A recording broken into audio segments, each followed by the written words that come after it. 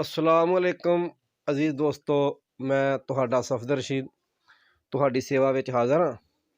तो दोस्तों ये मेरा यूट्यूब चैनल है तो तमाम दोस्तों अगे अर्ज़ोई है कि मेरे इस चैनल नूं सबसक्राइब भी करो तो ये मौजूद घंटी के बटन नूं ध्यान नाल दबा दो ताकि मेरी हर आने वाली वीडियो तुहानूं वेले सिर मिल जाया करे। बिल्कुल ताज़ा कलाम फ्रेश। चंदा खंजर या तलवार ने अखां, खंजर या तलवार तलवार ने अखां होइयां दिल दे पार ने अखां।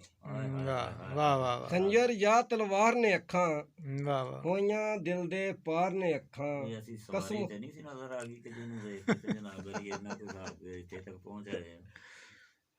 अगली गल सुनो जी तुसीं। कसम खुदा दी नींदर उड़ गई, कसम खुदा दी नींदर उड़ गई जादियां होइयां चार ने अखां। ते मेरे चन्न सज्जन दियां लोको, मेरे चन्न सज्जन दियां लोको बड़ियां बेएतबार ने अखां। वाह वाह वाह मेरे चन्न सज्जन दियां लोको वाह वाह वाह बड़ियां बेएतबार ने अखां।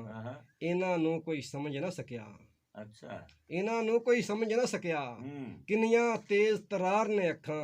वाह वाह पल विच हसन पल विच रोवन, पल विच हसन पल विच रोवन बड़ियां यार यार ने अखां। वाह वाह बड़ियां यार मकार ने अखां। चैन दिले दा पल विच खुसन,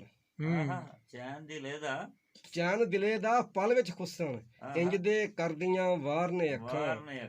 सफदर दा चन्न नजर ना आवे, सफदर दा चन्न नजर ना आवे वेखण नूं लाचार ने अखां। खंजर या तलवार ने अखां होइयां दिल दे पार ने अखां।